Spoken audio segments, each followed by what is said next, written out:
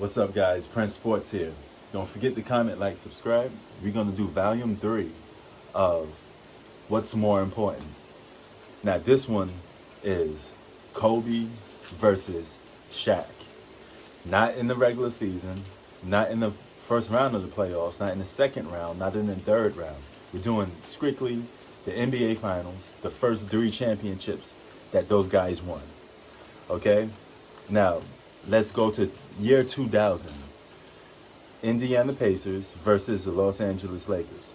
Shaq is the most dominant player on the team, but as always, and I state in my other video, Kobe, out of all the superstars, he always had the most toughest road. He had to battle the toughest players. So Kobe had to go up against guard the Pacers' best player on the team, which was Reggie Miller at the time. So, and I think Jalen Rose was on that team. He had to guard that tough Indiana Pacers team. They were a great defensive team. They pushed the Bulls to 7 games too with Michael Jordan. So, and they made it to the finals. So that Pacers team was no joke. They were a great defensive team. Shaq goes out. He gets in foul trouble.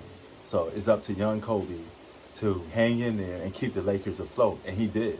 He was cooking that whole team. So that the beginning of the legend of Kobe Bryant was starting then. And he was just a baby. So let's fast forward to 2001. 2001, they play against the 76ers. Kobe has to guard Allen Iverson, another offensive weapon. All right, somebody Shaq didn't have to go up against. But Kobe was that dude that had to guard the best player on the opposite team and score on the best perimeter players, on the opposite team. So he had his hands full. So that's number 2 assignment for Kobe. But Shaq was so dominant in both of these series, he won Finals MVP. Okay, it's a dominant issue thing for Shaq. Okay, because Shaq was so dominant that he was destroying his competition because the guys at center was really nobody to be challenging Shaq. Not saying that Shaq can't handle great centers, but Shaq is the type of player that's very dominant, much like LeBron James, but he cannot close games. LeBron James is a better closer than Shaq, but Shaq can't close games because he can't shoot free throws. And he don't have the offensive skill set like a guard or a perimeter player to close out games. So he needs that guy by his side constantly.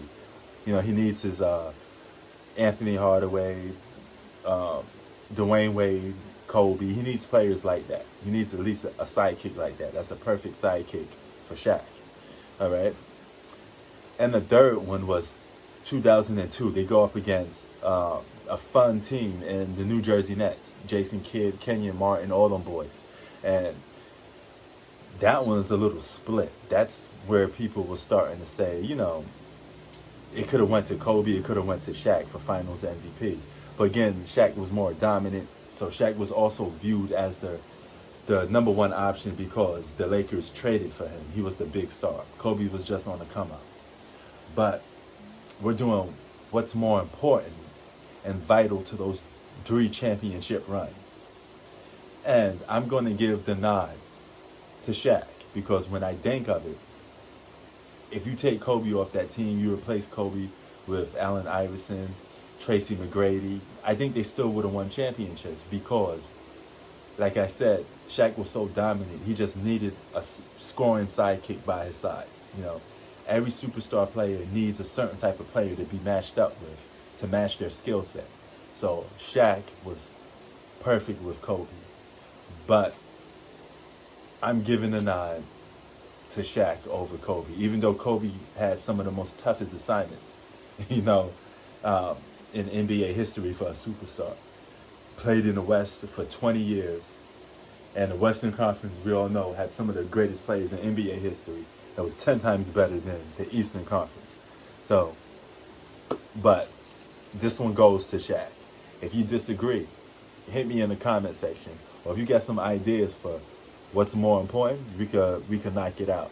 I was thinking Michael Jordan versus John Paxson in 1993 Game 6, but it's kind of pointless because if John Paxson don't hit that shot, they still got a game set. It's not like the series was on the line or anything like that. If that was game 7 and John Paxson hit the shot, then we got something to talk about. But in this case, we don't. Prince Sports out. Peace.